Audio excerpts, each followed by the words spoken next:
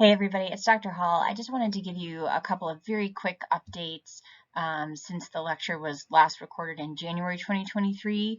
And I wanted to do this within the lecture, but it's kind of, that part one is kind of a long one and it would take like 4 hours for my computer to re-render the whole video. So I'm just doing this as a little addendum afterward. Apologies for that. I just want to show you some updated numbers. So remember looking at the total weekly deaths that were occurring in the country. And so we were looking at the United States as a whole and then in the state of Wisconsin. So these are total numbers. So we can't compare them directly to each other because the population sizes are different, but you can see the patterns. And so again, just to remind you what we're looking at here is we have these kind of, oh, let me make sure I have the right tool. We have the expected deaths in orange based on historical data and what the size of the population is. So we have that for both the United States, and Wisconsin. And every winter we expect to have more deaths historically due to influenza. And you can see that back here in 2018, it was a particularly bad influenza year, both nationally and in Wisconsin. And then, of course, COVID comes on the scene.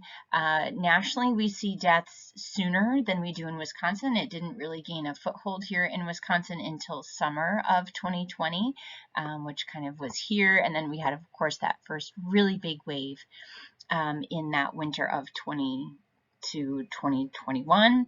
And then again the next winter, and then this most recent winter, so winter of, going into January 2023, we again had excess deaths both in Wisconsin and nationally. So we had more deaths than we would typically expect to see. And of course, most of those were from COVID.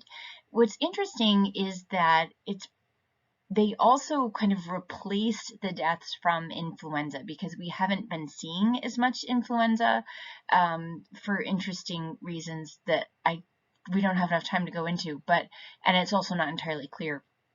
But so COVID has replaced the number of deaths that we typically see from influenza, and then some, even in that most recent winter, kind of December of 2022 and January of 2023.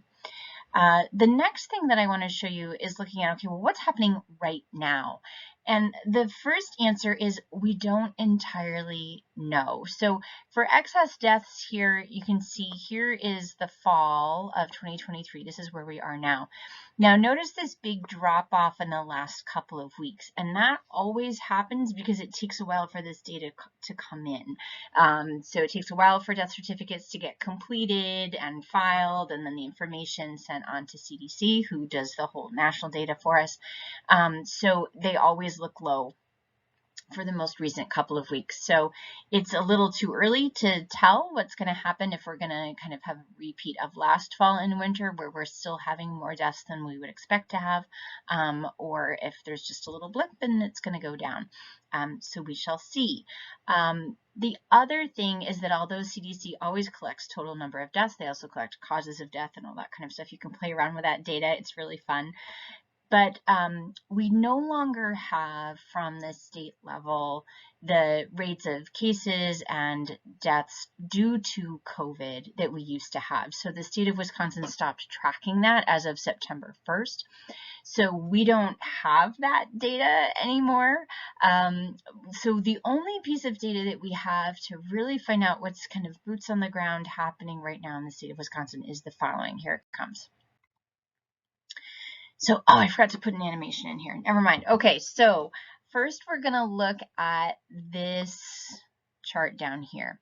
And so this is put out by the Wisconsin Hospital Association, and they're telling us how many people are being hospitalized for COVID, how many people are in the hospital with COVID every single day. So, of course, here was our first big winter surge.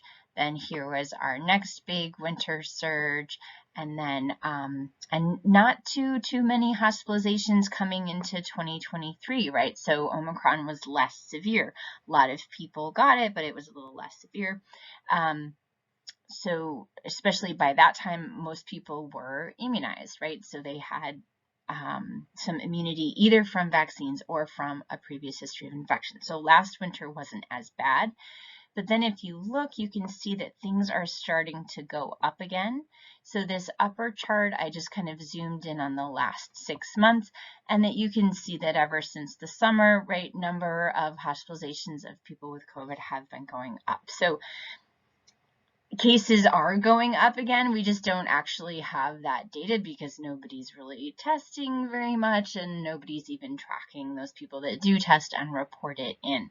So we are having another surge of COVID. We'll see how big it ends up being this winter. Hopefully not very. All right, so that's it for the updates. Thanks.